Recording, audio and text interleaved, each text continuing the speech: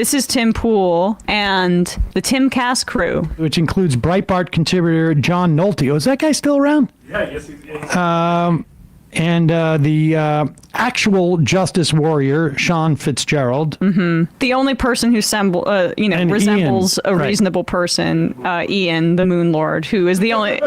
They're talking... Is that why they call it? What is the Moon Lord? That's, I guess, his nickname. That's where his takes come from, I think. Okay. Well, he's like a spiritual or like mystical thing about. I could see that, yeah. And he attempts to make reasonable points here, right? But it reminds me of that one Democrat on the Five who always is just like Jessica Tarlov, yeah. Tarlov just sits there to just like be the foil or be the person that they say your ideas are dumb. I feel like that's the kind of bind that Ian is stuck in. But this is them talking about Israel-Palestine and comparing it to the indigenous population here in the United States. Tim has some takes, but I recall that when I spoke with Tim less than a year ago, he told me he didn't know much about Israel-Palestine because he was saying that he was to the left of me on war. When I opposed funding Israel, he kind of skirted away from the conversation, but this is where he's at now. I guess he's done some reading. Come on. So what I've heard is that the PLO, the Palestinian Liberation Organization, which was Yasser Arafat's Palestinian government in the late 1900s or 1990s, up to relatively recently, that I heard that the Israelis were involved with breaking them apart because they controlled the West Bank and Gaza, and it made it look like they're really going to get a two-state solution. We don't want that. We want the territory. So let's create a new government. We'll call it Hamas that can rule over in Gaza while the PLO can have the West Bank. Now we have two He's not exactly right, but the idea was the same. The Israelis really cracked down on Fatah, which was a secular movement, and Hamas came out of the Muslim Brotherhood, which has more strength in Egypt. Muslim Brotherhood is a religious fundamentalist group, but that felt that you cannot have a homeland until you reach a certain amount of religious piety. Hamas, the opposite, was that a nationalist movement first. That way you will get to the religious piety. And what Israel did was essentially, as they were cracking down on Fatah, they allowed Hamas more breathing room and then ultimately helped fund them and give them sort of like a little more mobility and strengthen them in Gaza to do exactly what Ian's saying. So the gist of what he's talking about is true. Hamas that can rule over in Gaza while the PLO can have the West Bank. Now we have two disparate factions fighting each other, easy pickings, and they're villains, so that when they attack us, we can use it as a false flag. It's if someone stole my land, right? If someone came in and wiped out my family and stole my land, I would not sentence my descendants to generations of hate and despair and poverty. You move on. In fact, most places in the world have done that. That's exactly right. You move on, what they have done, what the Hamas has done to the Gazans, and what Arafat did was sentence these people, innocent people, to generations of poverty and hate and vengeance. You know what's also amazing about this is that the guy has yet to say the word Israel, who have been occupying the West Bank and Gaza for 40, 50, 56, 50, I don't know, since 67. Never mind the original dispossession. Remember, this isn't, even the history, aside from what him talking about, there is no doubt in my mind, if I came in and dispossessed Nick Nolte's family, or whatever this guy's, John Nolte's family, then he'd be like, bygones be bygones. Oh, yeah. I just want my descendants to feel good about themselves. I got to do a cost-benefit analysis. All those guys in this country with the "Don't Tread on Me" flags, exactly, and all their weapons. You think they just be like, get over it? But you just see the racist assumptions they make about Palestinians. Be smart about it. That should replace "Don't Tread on Me." And also how far we have come in this debate that even this freaking Breitbart guy is acknowledging the dispossession. I mean, everything after that is insane. But we are actually at a point where people are beginning to acknowledge, the Nakba was a thing. The foundation of Israel was a violent enterprise that is still being felt to this day. But all this conservative can say, and Tim too in a second, is get over it. And let's also be clear here, right? The original dispossession happens in 1948. The PLO doesn't come into existence for almost 20 years after that, and really doesn't really grow until there's even more people newly occupied. So, like, it's not just one time. It's like John Nolte's family, we kick him out of his house. And then what we do is, when they move down the street, we take over that house, that too, house 20 too. years later. Come on, John, let bygones be bygones. Go ahead. And people to generations of poverty and hate and vengeance, and he destroyed their lives, and Hamas is destroying their lives. And it doesn't matter what happened in the past, just move on. But what about I figured it out. right of return? Casinos in the Gaza Strip. Oh, pause it 1 second. I also What about- got to say one more thing before we get to Tim's utter stupidity. Nobody holds grudges more than this crew. Right? I mean, Tim is still mad because at one time he invited me into his studio during COVID, right before a huge wave of COVID. And because I said no after that, he's like, we got to blacklist him forever. These are the most petty people on the planet.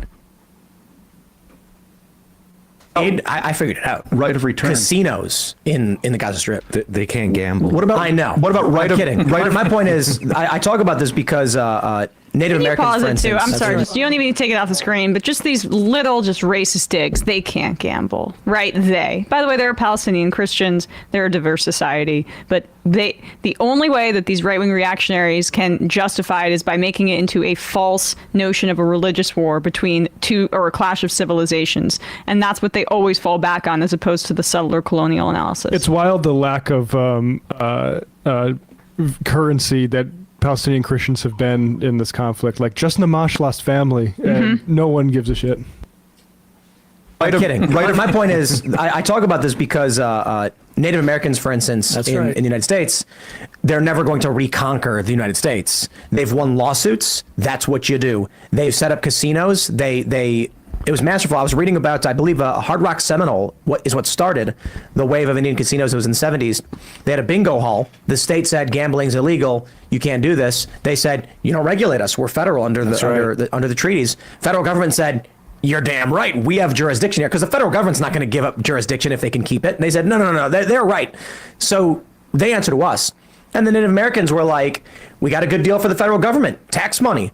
And then they were like, let's roll. And then Indian casinos popped up all over the place. And now you've got these extremely wealthy tribes that have found a way to succeed through the history that has been bad. And I have no. If anyone who looks at the history of what happened with the Americans- the idea that there is an opportunity, you can't open up a power plant in Gaza. You can't open up a bakery without the permission of the Israel. Never mind a casino. Well, have you heard Jared Kushner? Because there's an opportunity right now. There's a lot of real estate. Maybe a Trump casino, like maybe Taj Mahal. I mean, Not like, to be too negative, but casinos aren't legal in a lot of places because they have a poisonous effect on society. So it's not this great benefactor gift that we've given them that you can have casinos now. Like, also his premise about how like indigenous Native Americans have recovered completely from our genocide of them is actually totally false. Levels of poverty are much higher among indigenous populations in this country, and solely because of the dispossession and what we've done to the Native American population here. And they speak about this as if it is historical and inevitable, the ethnic cleansing and the genocide. What Israel and Palestine right now is a test of our moral progress from that period, where we acknowledge that was really wrong. Why are we allowing this to happen on our watch right now in front of us? But he's basically just saying, well, they can help themselves. Give them casinos. Let them live on reservations. That's the analogy here. The upgrade, of course, is that at least that he sees the parallels in terms of Right. what I think he would have to admit was a genocide. And his prescription is they should fight the legal route, but the legal route only became eligible, even in his telling, open to Native Americans after like the most acute genocide was basically completed. Not that it's not sort of ongoing in a slow form, but like these sorts of things, to the extent, like, could the Cherokees have? I mean, we saw what happened with that, with the Trail of Tears, and Andrew Jackson's like, it doesn't matter. None of these things actually matter. Also, Gaza is somewhat of a reservation right now. It's actually worse. It's a open air prison, concentration camp, whatever you want to call it. Like, the idea that they already haven't been dispossessed and placed into like a plot of land deemed, acceptable for them by the occupying power here, it's ahistorical. Has been bad. And I have no, if anyone who looks at the history of what happened to the American Indian in this country, it's indefensible. And I have nothing but sympathy and empathy for that. A lot more than I have for what's happening in Israel. And I agree with you 100%. Well, they have arisen above it. On the Native American thing, I think it's important to question, it wasn't a monolith. What happened to Native Americans wasn't, like, I wouldn't say European colonists arriving in the into North America is 100% the cause of all strife and all calamity for all Native Americans. Okay, yeah. So I wouldn't necessarily say it's indefensible. I'm like, certainly there are many instances where he's afraid that he's gone Native down. Americans went and killed a bunch of colonists for no reason, and things like that had happened. It was inevitable and indefensible. That's the way I would put it. It was a shame. I think there were things that were bad, like the Trail of Tears and things like that are indefensible, and this is war. This is the history of humanity has been conquest. I think through moral philosophy, but mostly through abundance. Through technological advancement, we've come to the point where we're like, okay, now we don't really need to be stealing land from each other because we're all pretty much too fat as it is. Not everyone in the world, but particularly in the United States and in the developed world, we got so much resources that these things are starting to chill out. Well, obesity is now a condition of poverty. It's crazy. Yeah. So look, we see this in the animal kingdom. Animals, predators that are well fed don't bother killing prey. It's a risk. So if you've got, a lion that's going to go fight a gazelle or something, there is a risk of death in doing that, but it needs to survive. When you take these animals and put them in captivity and keep them well fed, there still is instinct, so it does happen, but you'll see these videos where it's like a lion like sitting and snuggling with a chicken or something because there's no reason to fight. He's not hungry. So that's where we're going. Okay. And all right, I think like that's Is, basically. first of all, let's get to the part where Sean goes, wait a second, you're suggesting that crime is a function of need. Ooh, good point there. Also, wait. There for it too. I mean, also, I'm waiting for the fact where he says that we're all full in terms of conquest and that there's no countries in the developed world that would be trying to take territory like Israel or like the war that you defended to me, Tim, the Russian invasion of Ukraine, which he said that supporting the Ukrainian defense was a pro-war position. They don't acknowledge that was an imperial war. And then of course he has to, because he's so stupid. Everything's about like a meme about a chicken and a lion that he saw online when you don't have any political analysis. It is unbelievable how the level of stupidity here. But he's got to.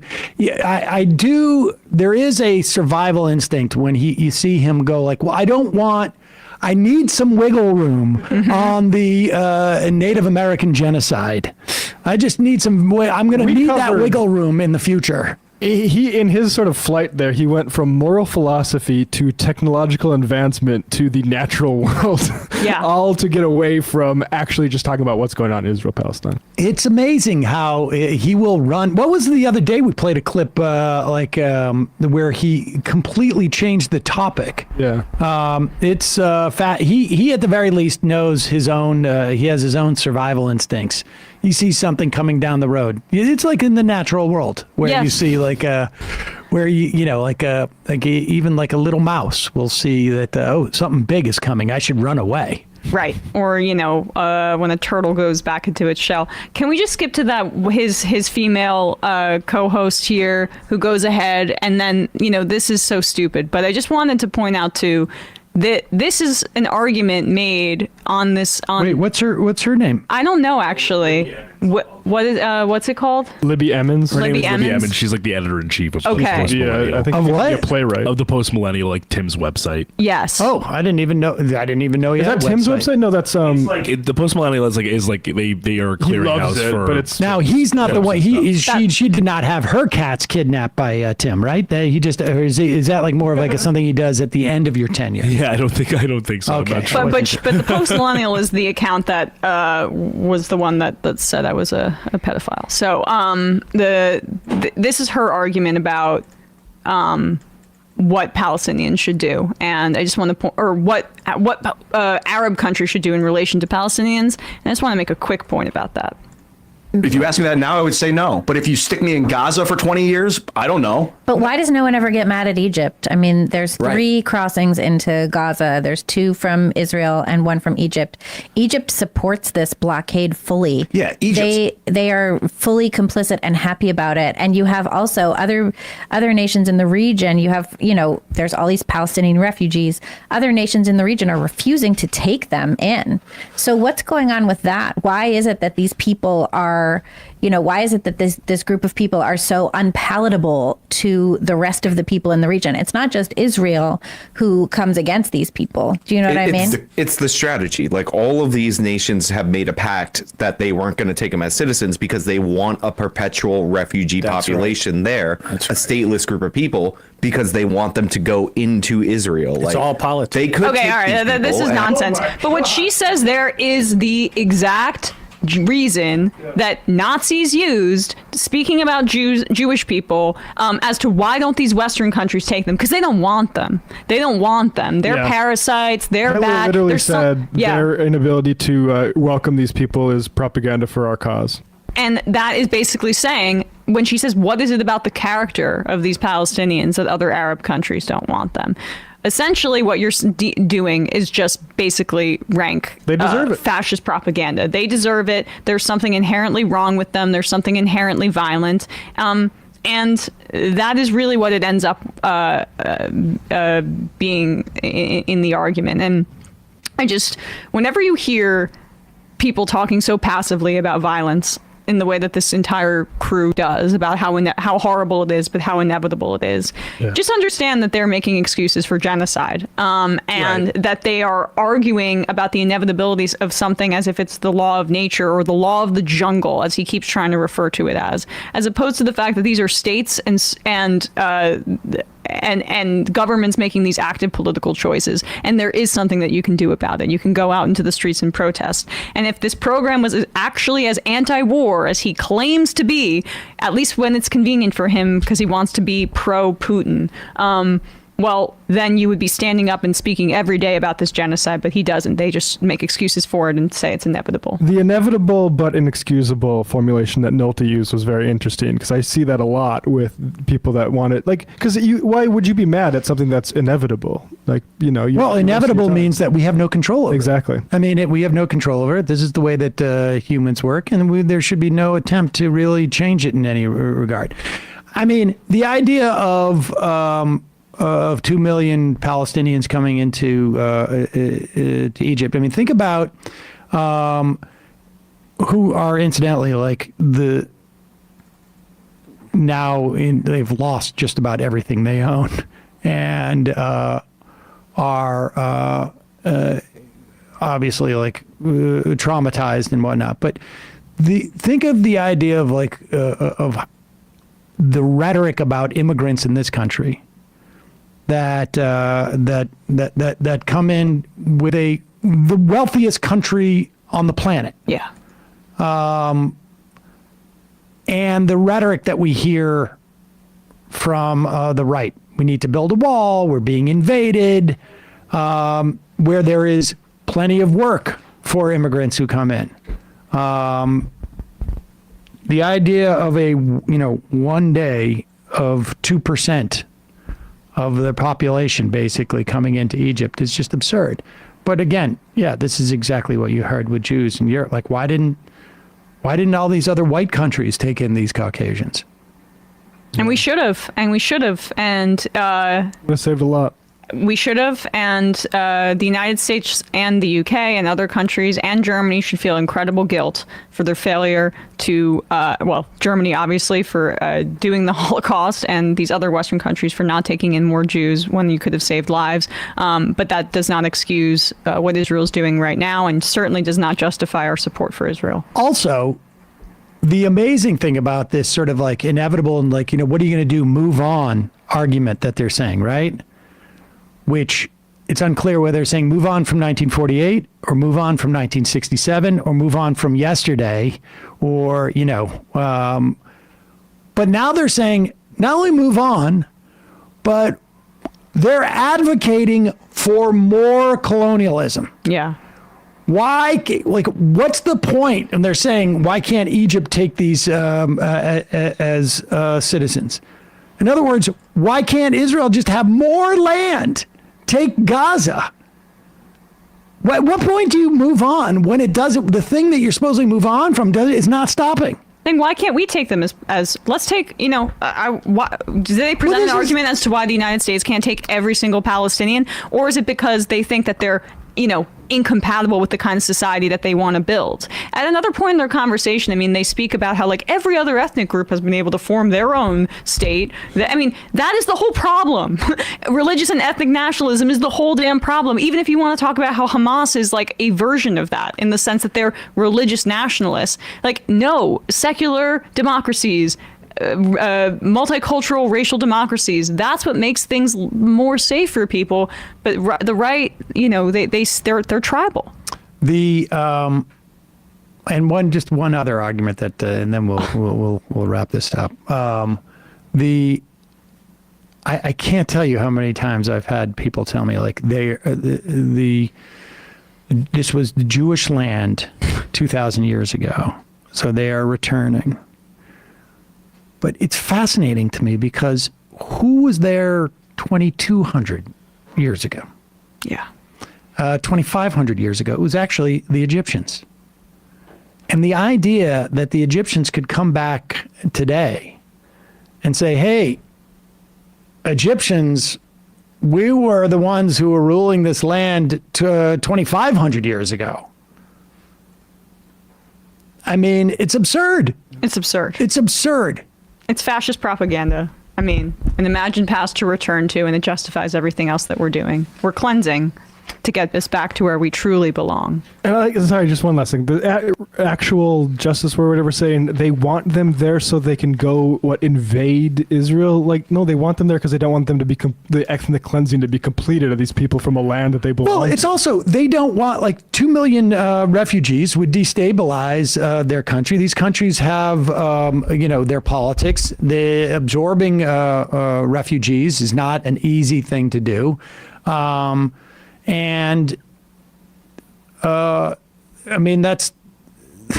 There's land for them to live on. They can live there. It's just, it's eliding the point, essentially, of what's going on. Yeah, and Egypt is complicit, right? But they're also a top recipient of our military aid, and this was a part of the Camp David Accords. And the problem is still Israel, when you go back to it.